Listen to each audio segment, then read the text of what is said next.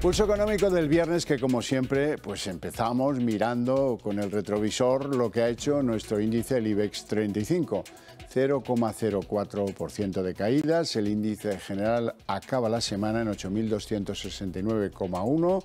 Algunos valores han aprovechado la sesión no demasiado. Fluidra la que más, 1,78 arriba. Arcelor 1,64 arriba. Y Grifols, que mejora su posición en un 1,21. Por contra, las tres que han tenido peor ejecutoria hoy, Acciona 1,58 abajo, Solaria 1,34 abajo y Amadeus 1,09 abajo. Bueno, y a continuación les voy a adelantar algunos de los elementos que seguro que más les van a entretener del debate económico que mantenemos sobre esta mesa cada día para ustedes con los mejores expertos para que no se pierdan detalle.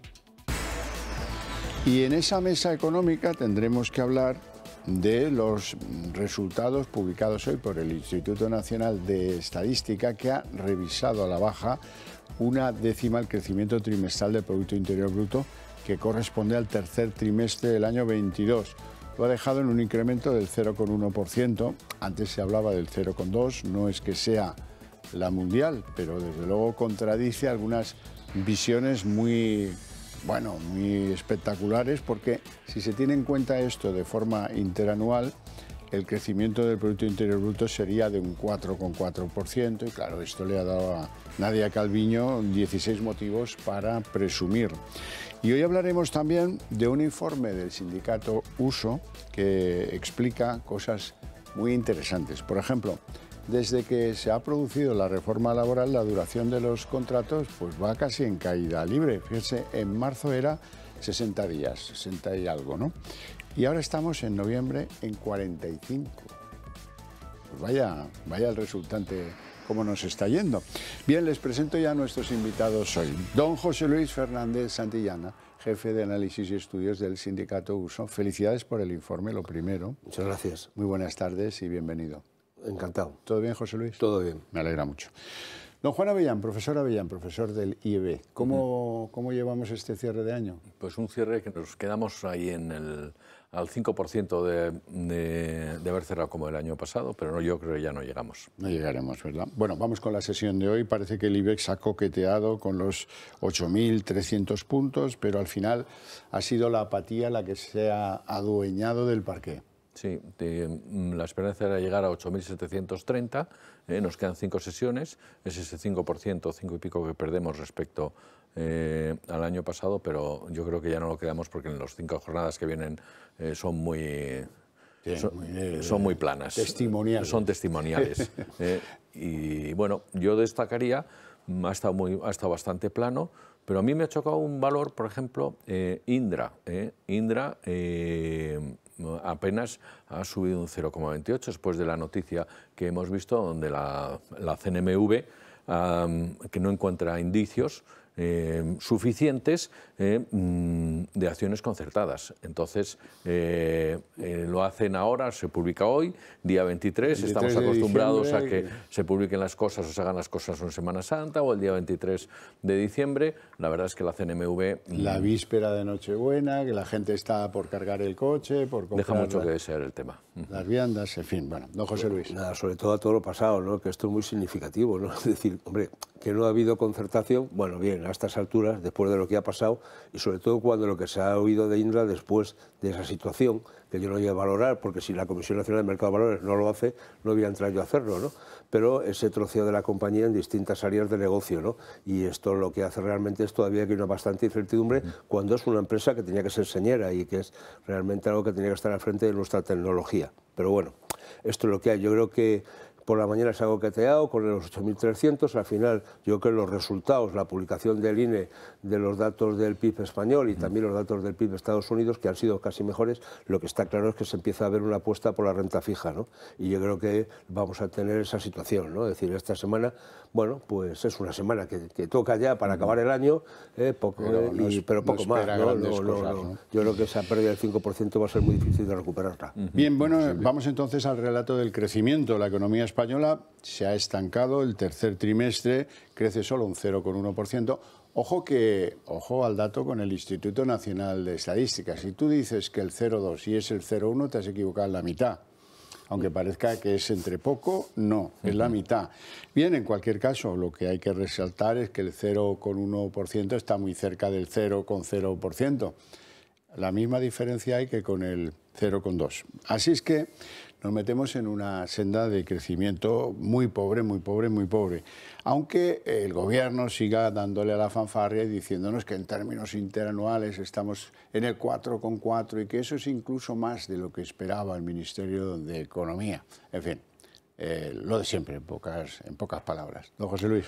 Bueno, el que nos consuela es porque no quiere, ¿no? Los datos del INE lo que nos están diciendo es que tenemos un crecimiento plano, es decir, que no hay crecimiento, es decir, 0,1 me da igual, 0,1, 0,2, estamos en una situación de crecimiento plano, es decir, el 4,4 interanual es consecuencia de los primeros trimestres que fueron relativamente buenos, ¿no? Y por tanto, si no ya echar la cuenta de lo que va a pasar a finalizar el cuarto trimestre, pues vamos a quedarnos en el 4,2, 4,1, y aquí, bueno, pues unas décimas por debajo de las previsiones del Gobierno. Bueno, respecto de qué previsiones del Gobierno, claro, porque sí, como han ido cambiando, pues bueno, vamos ahí, ¿no? Está perdido. O sea, lo que está claro es que nuestra economía no está creciendo, no hay actividad, y eso tiene un reflejo muy preocupante, ¿no?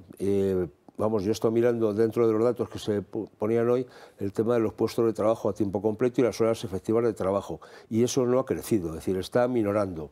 Es decir, comparando 2022 con 2021, el empleo ha crecido la mitad. Es decir, en el 2021 crecíamos casi al 7% y ahora estamos en torno del 3%. Hombre, ¿hemos crecido? Sí, pero moderadamente, ¿no? Y en términos de horas de trabajo, pues está la cosa prácticamente, incluso hemos decrecido un poquito. Si yo he mirado también para quedarme un poco más, digo, a ver, ¿cómo está esto? Con el 2008, aquella crisis famosa, ¿no? Que ya parece que se nos ha olvidado. Tenemos menos ocupación y menos horas de trabajo que las que teníamos en el 2008. Pero ojo, también tenemos menos que las que teníamos en 2019, cuando hablamos de la prepandemia. Luego, el mercado de trabajo, que está asociado, su dinamismo y, por tanto, la riqueza que genera al crecimiento del PIB, está estancado. Y esto es uno de los motivos que el PIB no arranque. Está claro, se están tomando medidas, subida de tipos de interés, todos sabemos por las consecuencias cuáles son. Tiene que venir un parón y tiene que venir una parada de la economía y empezamos a notarla. Lo que no entiendo es que se intenten pues maquillar cifras.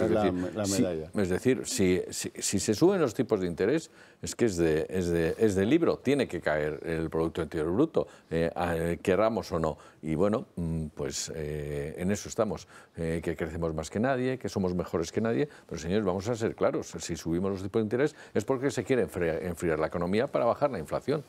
Bueno, hoy el Banco de España emitía un informe que también era bastante, digamos, progubernamental. Decía que de las 4 grandes economías de la zona euro, la de España es la única que puede presumir a estas alturas, a finales del mes de diciembre, de escapar de la recesión. En el resto la cosa es bastante obvia y evidente, pero bueno, a lo mejor es que nos llega la recesión más tarde, cuidado con eso.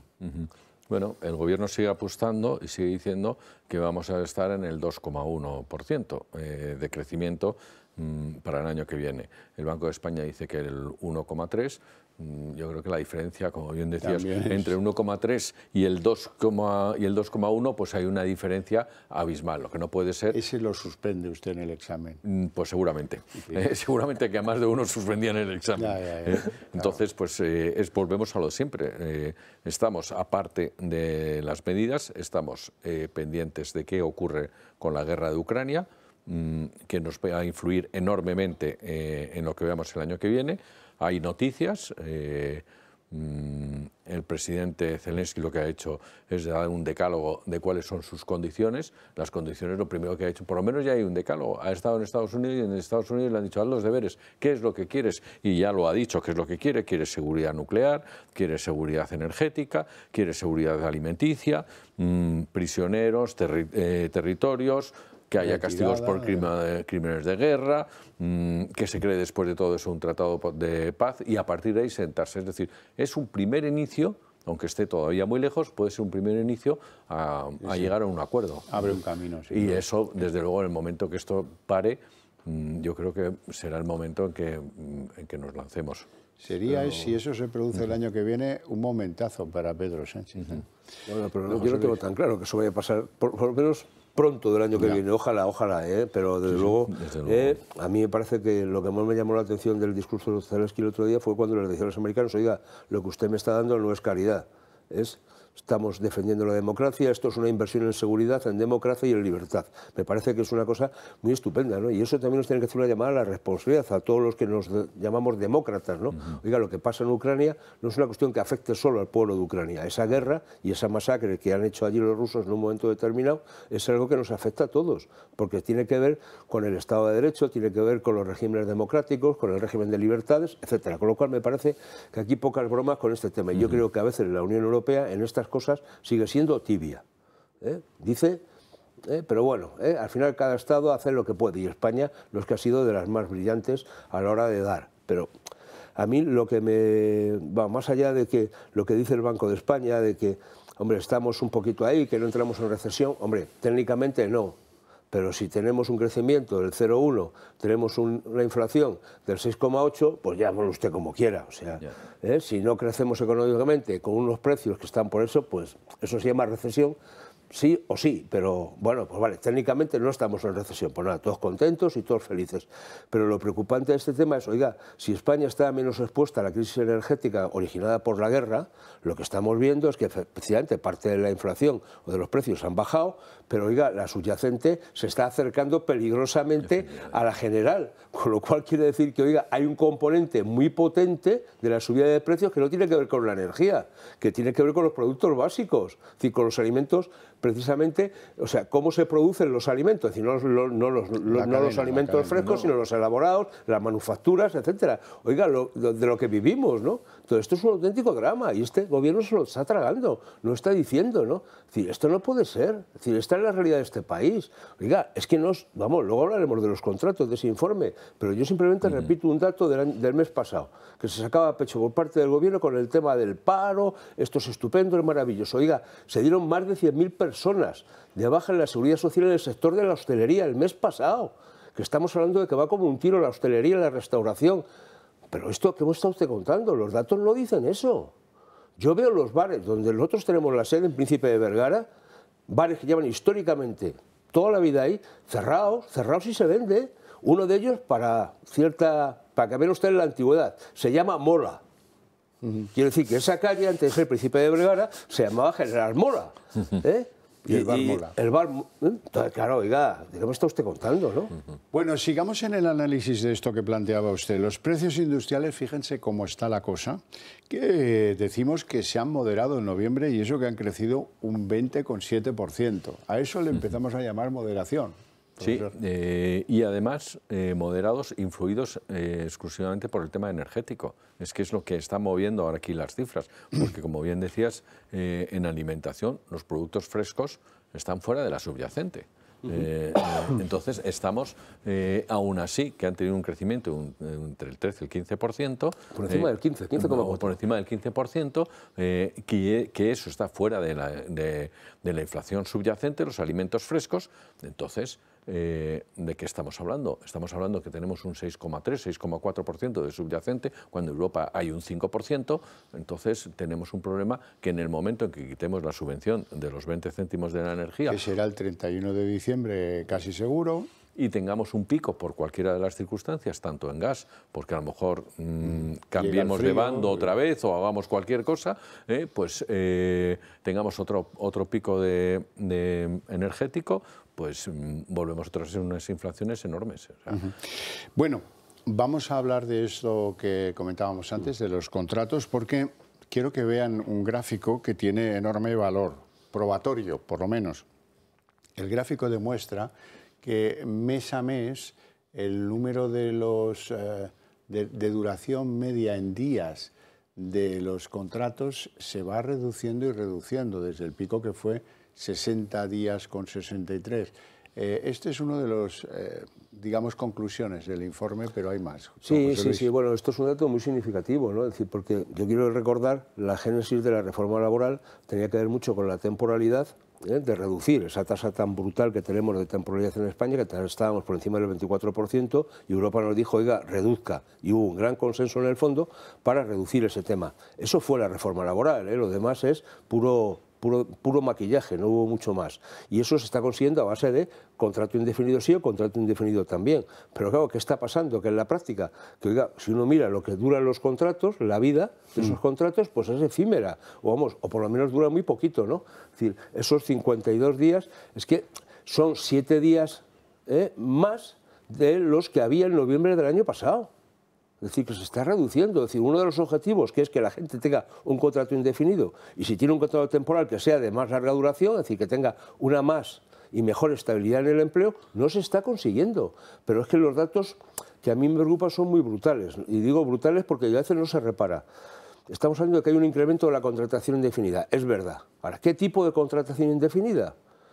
Es que contratos indefinidos a tiempo completo no llegan al 20% de los que se han hecho. O sea, el 80% son contratos de 4 horas. Bueno, hay otra parte de contratos temporales que son a tiempo completo, y eso es prácticamente un 40%.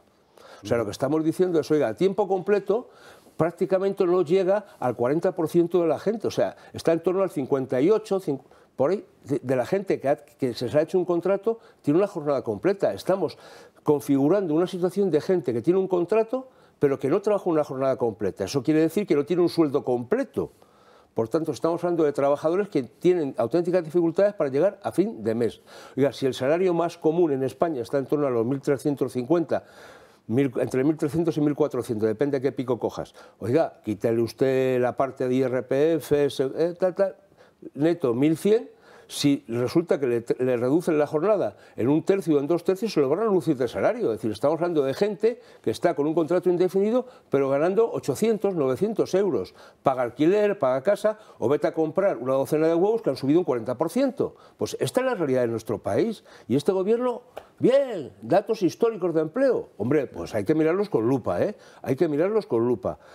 Gente que, es decir, cuando en un país se hacen más contratos indefinidos que personas son objeto del contrato, es una cosa realmente curiosa. Es decir, que a una persona le hagan más de un contrato indefinido en el mes, dice, oiga, ¿esto por qué? ¿Esto qué es? Pues hombre, o es pluriempleo, o es gente que le dice, oye, vete de baja voluntaria, que luego te vuelvo a contratar dentro de un par de días. Y esto es lo que está pasando. Y aquí la inspección de trabajo lo que está diciendo es, no tengo gente, no tengo medios. Entonces, me parece que estamos hablando de una situación que es más que preocupante, pero el gobierno sacando pecho. Yo estoy encantado de que el empleo mejore, que no os tengo, y cuanto haya más gente con contrato indefinido, fenomenal. Pero oiga, lo que me calienta bastante, por emplear una palabra suave, es que este gobierno diga que estamos ante un hecho histórico. Lo histórico es que la mitad de la gente no tenga una jornada completa de trabajo. Y eso realmente es lo preocupante, porque eso tiene que ver con la cotización a la seguridad social y tiene que ver con el futuro de la pensión de esa gente, ¿eh? No nos olvidemos. Sí. Sí, Profesor Avellano. lo hemos hablado aquí varias veces. La estacionalidad en el empleo se produce por 3 motivos exclusivamente. Porque haya sectores que son estacionales, con eso no se puede hacer nada. El turismo, construcción, no se puede hacer absolutamente nada contra eso, porque no va a contratar un hotel a todo el mundo fijo durante toda la temporada, o un chiringuito en la playa va a contratar a alguien para todo el año. Y la construcción, porque es muy cíclico igual. ¿Qué más tenemos? El tamaño de las empresas. Cuanto más pequeñas son las empresas, tenemos mayor estacionalidad en el empleo. Unas van por contratos temporales, otras van... Es decir, también afecta enormemente. Y la tercera es la rigidez en el empleo. Bueno, lo de la rigidez es que... La rigidez laboral en el empleo. Bueno, pero es que yo creo, vamos, yo no tengo tan claro esto de la rigidez cuando pasa lo que está pasando. Quiero decir, cuando de repente... Pero el hecho es que, vamos a ver, decir, esto es muy, muy curioso, ¿no? Es decir, el contrato de fijo discontinuo, por ejemplo, es un contrato que se venía utilizando, y yo creo que bien, en el sector, por ejemplo, de la hostelería, es decir, o los hoteles. Es decir, el caso más paradigmático es Baleares. Baleares es seguramente la comunidad autónoma que tenía y ha tenido siempre más fijos discontinuos. Creo que la temporada turística, 8 o 9 meses, y la gente sabía que en 8 o 9 meses tenía que sacar para todo el año. En algunos casos tenías un año cotizado, te ibas al desempleo durante esos 3 y volvías otra vez, ibas acumulando, etcétera. No pasa absolutamente nada, pero lo que es preocupante es que de repente ahora el mayor número de contratos que se están haciendo son fijos discontinuos, que no olvidemos que en el fondo es un contrato a tiempo parcial, es decir, que no trabajas todo lo que tendrías que trabajar, con lo cual no estás teniendo unos ingresos adecuados. Es decir, que es mentira cuando nos dicen que hemos avanzado mucho contra el empleo precario. No, hemos cambiado el tipo de empleo precario. Antes hablábamos de un empleo temporal y ahora tenemos gente con contratos indefinidos que están en situaciones de precariedad. Este es el drama, ¿eh? Bueno. Y luego el problema es que no se contabilizan bien o no se quieren contabilizar bien. Con lo cual, al final, lo que te das cuenta es que esa columna de los demandantes de empleo ocupados, que es donde se meten a los fijos discontinuos cuando cesan de actividad y están cobrando el desempleo como parados, no se nos olvide, resulta que se incrementó este mes pasado en más de 100.000 personas. Oiga, me lo explica, o sea, el mercado de trabajo es tan bollante que hay gente que se apunta teniendo empleo al paro, ¿verdad? Venga. No me cuente usted películas. Profesor Avellán, vamos a ver, gran paradoja de estos tiempos. Los datos económicos de Estados Unidos van muy bien, Producto Interior Bruto, empleo, etcétera, etcétera.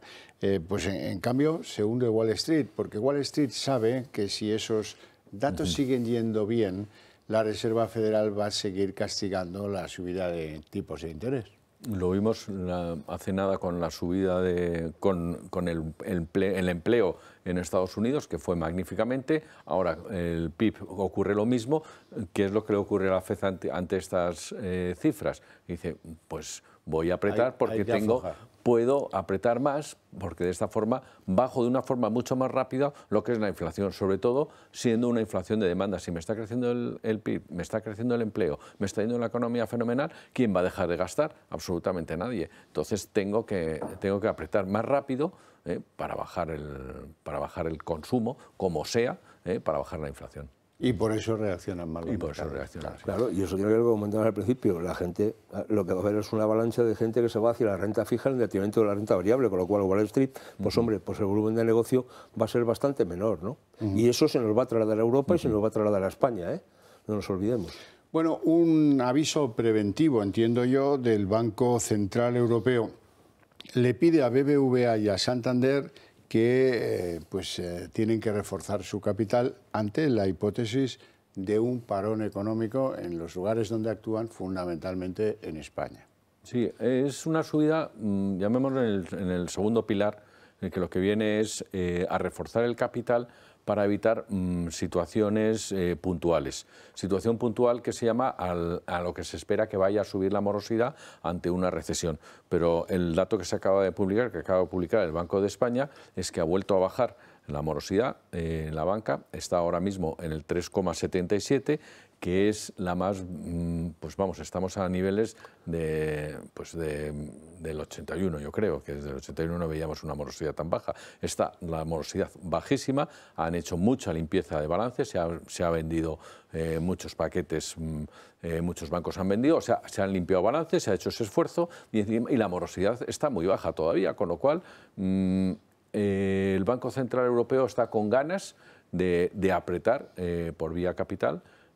Con lo cual, ¿eso en qué va? Pues en una reducción de rentabilidad, más impuestos que se está metiendo a la banca, y lo que necesitamos en una situación de crisis es una banca que esté dispuesta a aportar fondos y préstamos y que le dé al engranaje de la economía. Lo que pasa es que ahí, a mí mi única duda de todo esto, Juan, es claro, esa bajada de la morosidad, si también es consecuencia de que hay menos gente que está en situaciones de crédito. Quiere decir que si en la medida que los bancos están siendo más cicateros a la hora de conceder créditos porque están exigiendo más condiciones, me parece que eso también va a llevar consigo unos mayores índices de solvencia en los que reciben el préstamo. Es decir, yo creo que ahora mismo hay un cierto enfriamiento en este tipo de acceso. El volumen total, estamos en torno a 1,2, 1.200.000 y pico mil millones de total del crédito financiero, y no ha bajado significativamente, mientras que sí que está bajando esa morosidad. No todavía se acaba de hacer una prórroga